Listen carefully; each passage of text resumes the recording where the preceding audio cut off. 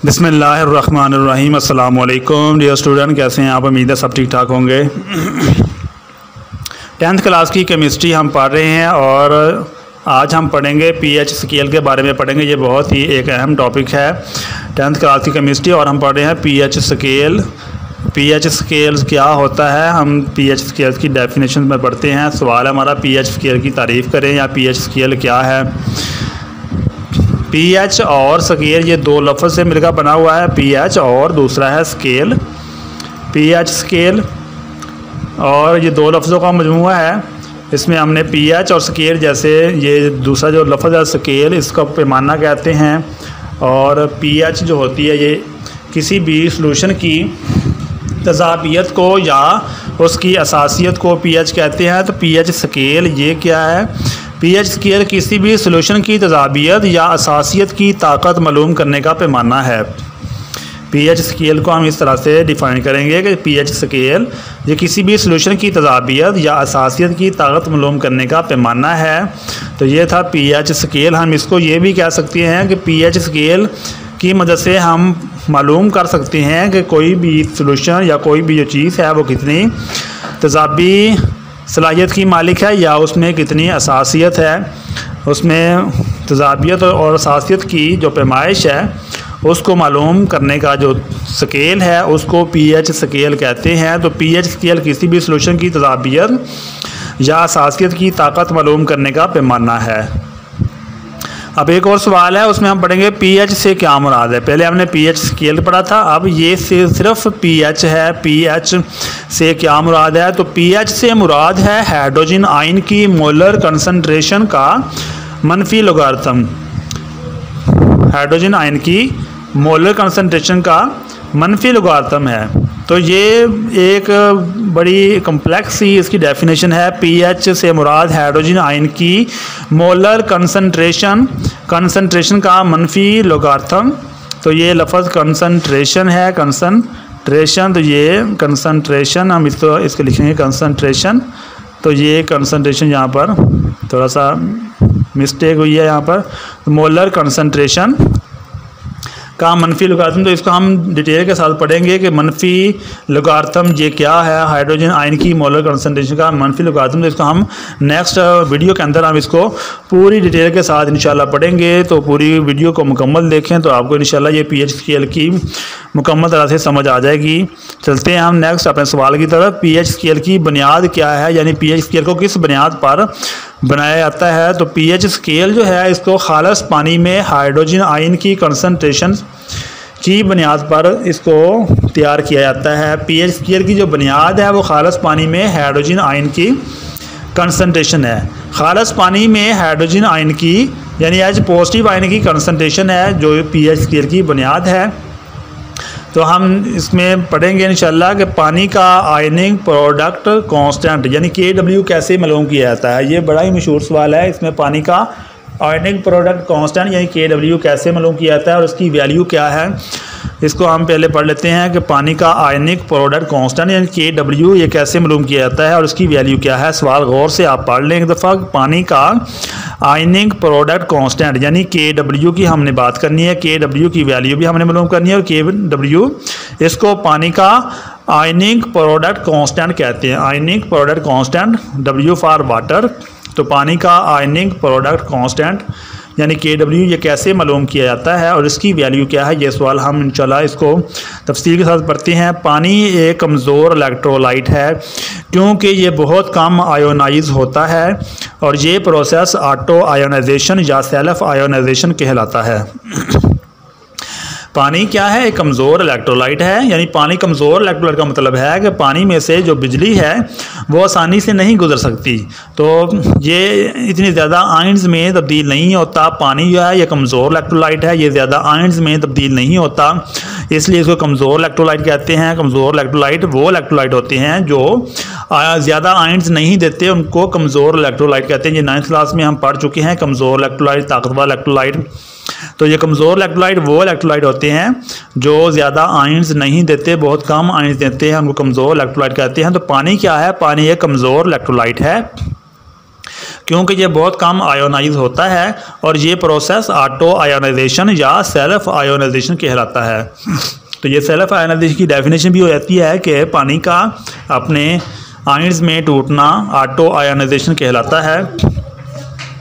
तो हम इसमें नेक्स्ट पढ़ते हैं कि पानी जब आयोनाइज होता है तो उसकी जो आयोनाइजेशन की इक्वेशन है वो हम इस तरह लिखते हैं H2O is equal to H positive plus OH negative, यानी पानी H2O ये आयोनाइज हो जाता है तो इससे दो आयंस बनते हैं, पॉजिटिव आयंस और negative ions, H positive ion और OH नेगेटिव आयन। इसी इक्वेशन को हमने नेक्स्ट कंटिन्यू करना है। इसी इक्वेशन के मुताबिक इक्विलिब्रियम कांस्टेंट एक्सप्रेशन KC को इस तरह लिखा जा सकता है, जो हमने पहली इक्वेशन लिखी है उसके मुताबिक जो इक्विलिब्रियम कांस्टेंट एक्सप्रेशन KC है वो उस इक्वेशन का हम इस तरह से लिख सकते हैं KC बराबर H positive ion concentration multiply OH negative ion concentration मतलब H2O यानी रिएक्ट प्रोडक्ट की मोलर कंसंट्रेशन का हासिल ज़रब डिवाइडेड बाई जो रिएक्टेंट है उसमें H2O था तो इसकी जो वैल्यू आती है वो KC की वैल्यू आती है। ये पहले चैप्टर में भी हम पढ़ चुके हैं KC की वैल्यू मालूम करने का तरीका, जो ये वीडियो हम पहले बना चुके हैं। अगर आपने वीडियो नहीं देखी तो आप उसमें जाकर KC की जो वैल्यू है वह मालूम करना सीख सकते हैं।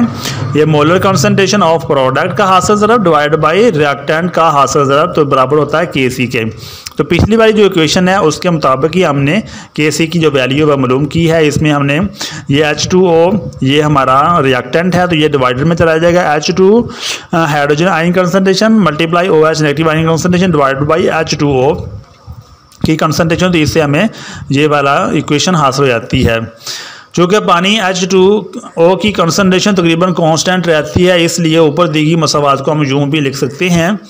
पानी की जो कंसंट्रेशन है वो तकरीबन क्या रहती है, कांस्टेंट रहती है, इसलिए ऊपर दी गई मसावात को हम इस तरह से भी लिख सकते हैं कि KC मल्टीप्लाई बाई H2O, ये वाली जो H2O है इसको हम KC के साथ मल्टीप्लाई कर देते हैं तो डिवाइड बराबर H positive ion concentration multiply OH negative ion concentration, ये बिल्कुल वैसे का वैसा ही हमें लिख दिया। ये H2O को हमने नीचे से उठाकर KC के साथ हमने मल्टीप्लाई कर दिया है तो ये वैल्यू इस तरह से ये KC मल्टीप्लाई H2O तो इसको KW कहते हैं। KC मल्टीप्लाई H2O ये बराबर होता है तो ये बराबर होता है KW के। इक्विलिब्रियम कांस्टेंट ये KC क्या है, इक्विलिब्रियम कांस्टेंट है और H2O की कंसंट्रेशन के हासिल ज़रब से एक नया इक्विलिब्रियम कांस्टेंट KW हासिल होता है। यानी ये KC इसको इक्विलिब्रियम कांस्टेंट कहते हैं और H2O की जो कंसंट्रेशन है इसका हासिल ज़रब जब हम कर लेते हैं तो इससे एक नया इक्विलिब्रियम कांस्टेंट हासिल होता है, उसको KW कहते हैं। तो ये KW हमने मालूम करना था, KW किस तरह से हासिल कर सकते हैं। तो KW को हम जब KC को मल्टीप्लाई करते हैं वाटर की कंसंट्रेशन के साथ तो ये एक इक्विलिब्रियम नया इक्विलिब्रियम कांस्टेंट हासिल होता है, वो होता है KW, जो पानी के आयनिक प्रोडक्ट कांस्टेंट के तौर पर लिया जाता है। तो ये पानी के आयनिक प्रोडक्ट कांस्टेंट के तौर पर इसको लिखा जाता है। तो ये था KW की वैल्यू। KW की वैल्यू हम मालूम कर सकते हैं। KW की जो वैल्यू है KW बराबर H पॉजिटिव आयन कंसंट्रेशन और OH नेगेटिव आयन कंसंट्रेशन ये बराबर कांस्टेंट है, इसकी वैल्यू है 1.0 मल्टीप्लाई 10⁻⁻14। तो ये KW की वैल्यू हमने मालूम कर ली। KW यानी वाटर का इक्विलिब्रियम कांस्टेंट एक्सप्रेशन, ये हमने KW मालूम किया और KW बराबर है H पॉजिटिव आयनिक कंसंट्रेशन मल्टीप्लाई OH नेगेटिव आयनिक कंसंट्रेशन, ये बराबर है 1.0 मल्टीप्लाई 10⁻⁻14। तो ये वैल्यू थी जो हमने मालूम करनी थी। KW की वैल्यू मालूम करें, जो हमारा सवाल था हम शुरू से पढ़ते आ रहे हैं, हम इसमें से और देख लेते हैं। पानी का आयनिक प्रोडक्ट कांस्टेंट KW कैसे मालूम किया जाता है। तो पानी का आयनिक प्रोडक्ट कांस्टेंट KW ये हम सेल्फ आयनाइजेशन होती है वाटर की, तो ये H2O और OH नेगेटिव आयन ये इक्वेशन हासिल होती है। तो जब हम इस इक्वेशन की KC की वैल्यू मालूम करते हैं तो KC की वैल्यू इस तरह से मालूम हो जाती है और KC की वैल्यू मालूम करने के बाद हम इसको नेक्स्ट KC के साथ मल्टीप्लाई कर देते हैं। H2O को KC के साथ मल्टीप्लाई करते हैं तो ये बराबर है H पॉजिटिव आयन और OH नेगेटिव आयन कंसंट्रेशन ये आ जाता है। तो जब हम इन दोनों को इकट्ठा करके लिखते हैं तो ये दोनों KC मल्टीप्लाई H2O तो ये बराबर होता है KW के। तो ये पानी के आयनिक प्रोडक्ट कांस्टेंट, ये पानी का आयनिक प्रोडक्ट कांस्टेंट है तो उसकी वैल्यू जो है वो हम लिख लेते हैं। फिर KW की जो वैल्यू है वो आ जाती है 1.0 मल्टीप्लाई 10⁻⁻14। ये कांस्टेंट वैल्यू है, इसको ज़हन नशीन कर लेना है, ये वैल्यू चेंज नहीं होगी, ये वैल्यू हम बार बार इस्तेमाल करेंगे क्वेश्चन के अंदर। KW बराबर H positive ion concentration multiply OH negative ion concentration, ये इसकी जो वैल्यू है वह बराबर है 1.0 मल्टीप्लाई 10⁻⁻14। सवाल हमारा ये है कि हाइड्रोजन आयन की मोलर कंसनट्रेशन का मनफी लोगारिथम की वजाहत करें।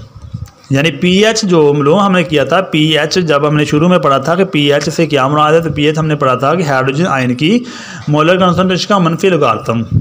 तो ये हम उसका जवाब अब वजाहत के साथ पढ़ते हैं कि हाइड्रोजन आयन की मोलर कंसनट्रेशन का मनफी लोगारिथम ये क्या चीज़ है। तो इसको हम तफसील से पढ़ेंगे। अगर आपने वीडियो को लाइक नहीं किया या आपने सब्सक्राइब नहीं किया चैनल को, तो चैनल को सब्सक्राइब कर लें ताकि जो भी वीडियो बने वो आप तक पहुंचते रहें। हम इसको कंटिन्यू करते हैं। हाइड्रोजन आयन की मोलर कंसनट्रेशन का मनफी लोगारिथम ये क्या चीज़ है, जो हमने पहले सवाल में पढ़ा था। इसको उर्फ़े आम में पीएच कहते हैं। क्या कहते हैं इसको?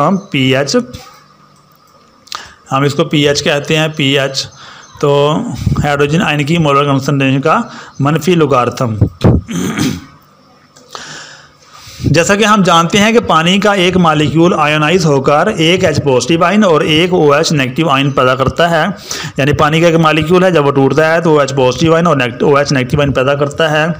और H पॉजिटिव आयन बराबर है OH नेगेटिव आयन के, यानी एक मालिक्यूल था वो टूटा है तो उसने एक H पॉजिटिव आयन और एक OH नेगेटिव आयन पैदा किया। तो इसको हम इस तरह लिख सकते हैं कि H पॉजिटिव आयन बराबर है OH नेगेटिव आयन, यानी पानी का जो मालिक्यूल है वो बराबर आयनाइज हुआ है, उसने एक H पॉजिटिव आयन और एक OH नेगेटिव आयन पैदा किया।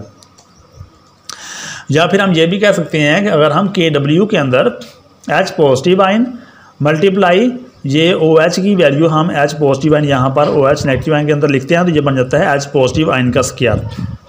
H पॉजिटिव आयन का स्क्वायर बराबर 1.0 मल्टीप्लाई 10⁻⁻14। तो इस तरह H पॉजिटिव आयन का स्क्वायर हम हासिल कर लेते हैं, वो बराबर हो जाता है 1.0 मल्टीप्लाई 10⁻⁻14 यानी -14। दोबारा फिर इसको पढ़ लेते हैं कि हम जानते हैं कि पानी का एक मालिक्यूल आयोनाइज होकर एक H पॉजिटिव आयन और एक OH नेगेटिव आयन पैदा करता है, यानी H पॉजिटिव आयन बराबर OH नेगेटिव आयन।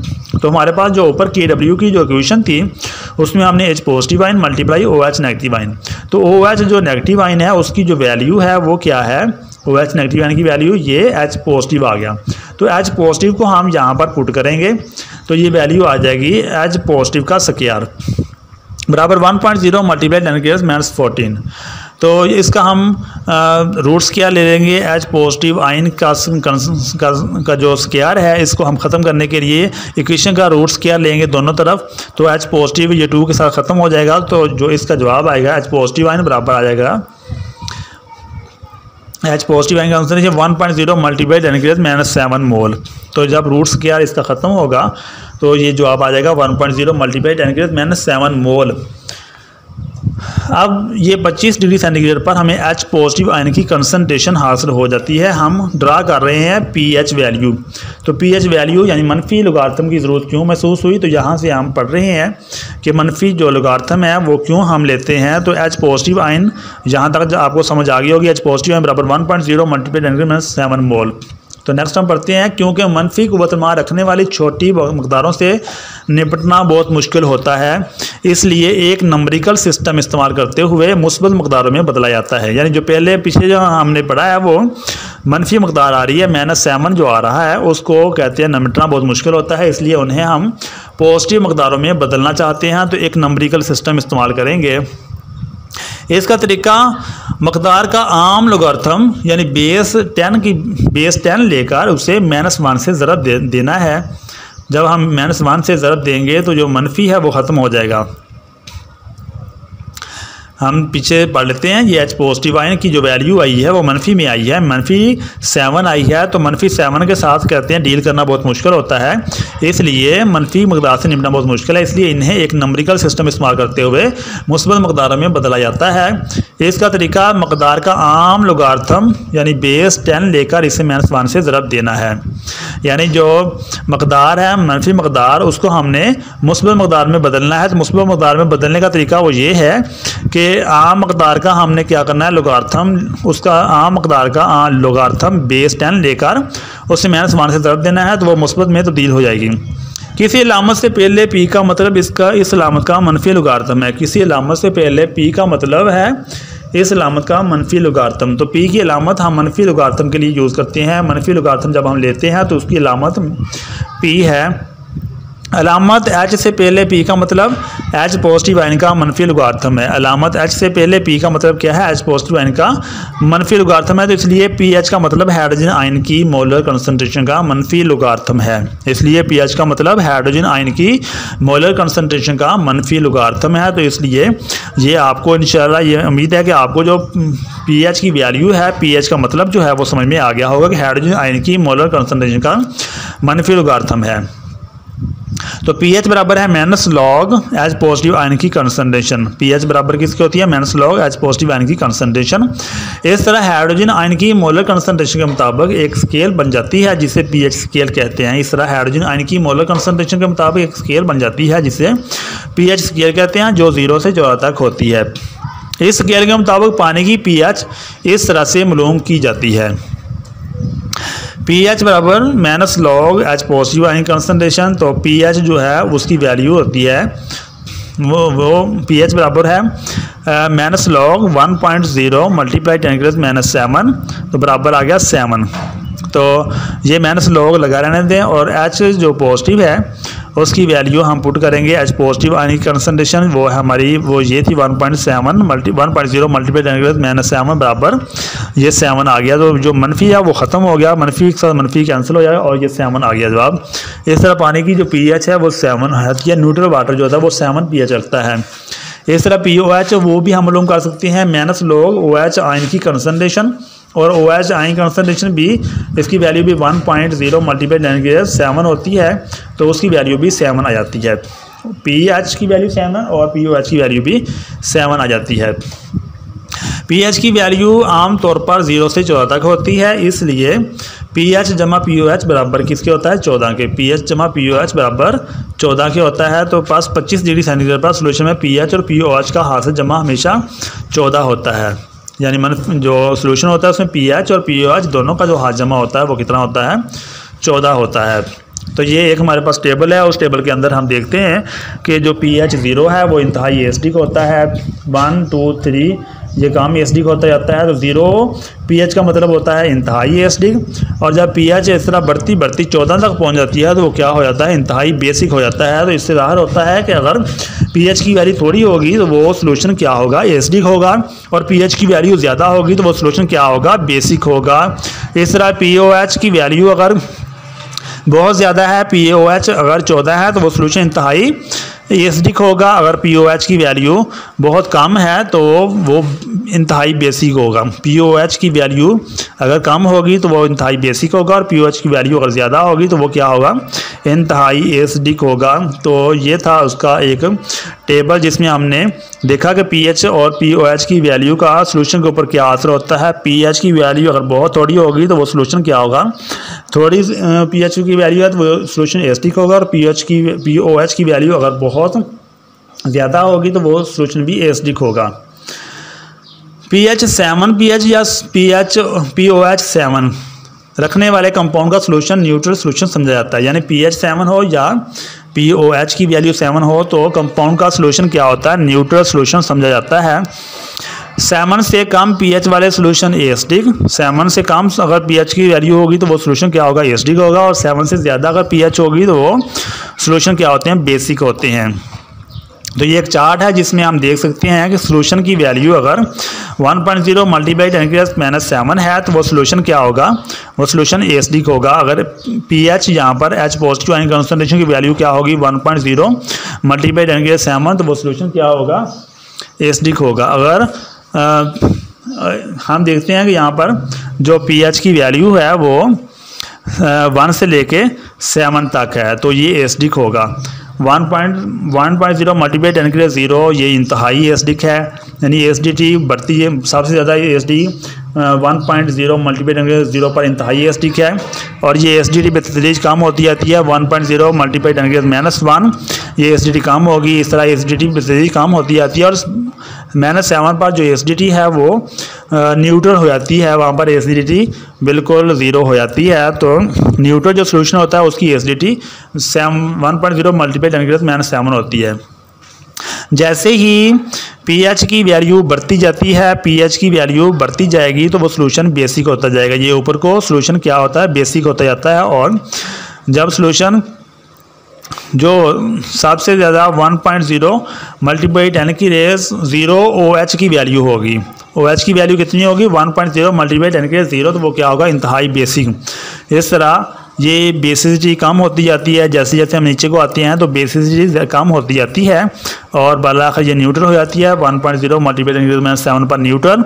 और ये बेसिक जो है वो कम होती होती ये एसिडिटी की तरफ चली जाती है और 1.0 मल्टीप्लाई 10 की 14 पर जब OH की वैल्यू पहुंचती है तो ये सोल्यूशन जो है वो एसिडिक हो जाता है। तो इस तरह हमने देखा कि pH स्केल एक लॉगरिथम स्केल है, इसलिए pH 1 के सोल्यूशन, pH अगर 1 है solution hydrogen ion concentration pH 2 वाले सोल्यूशन से 10 गुना ज़्यादा और pH 3 वाले सोल्यूशन से 100 गुना ज़्यादा होती है। pH कम वैल्यू का मतलब है ताकतवर एसिड और pH की वैल्यू ज़्यादा है तो ताकतवर बेस है। तो pH की वैल्यू कम है तो सोल्यूशन क्या है, एसिडिक ताकतवर है। अगर pH की वैल्यू ज़्यादा है तो सोल्यूशन क्या है, ताकतवर बेस है। तो यहाँ पर बेस हम लिखेंगे, बेस, ये ताकतवर बेस है। नताइज हम क्या निकालते हैं, अगर न्यूट्रल सोल्यूशन की pH कितनी होती है, 7 होती है। एसिडिक सोल्यूशन की pH हमेशा 7 से कम होती है और बेसिक सोल्यूशन की pH हमेशा 7 से ज़्यादा होती है। pH और pOH की कीमतें 0 था 14 होती हैं। तो ये थे नताइज। तो ये था हमारा सबक जिसमें हमने सोल्यूशन के बारे में पढ़ा कि pH क्या होती है और pH ये नेगेटिव लॉगरिथम हम क्यों बिलोंग करते हैं। तो उम्मीद है जितना हमने पढ़ा है वो आपको अच्छी तरह से समझ में आ गया होगा। इस तरह की वीडियो आप तक पहुंचती रहेगी। हमारे चैनल को सब्सक्राइब कर लें। अपना बहुत सारा ख्याल रखें। अल्लाह ताला हम सबका हामी नासर हो। अल्लाह हाफिज़।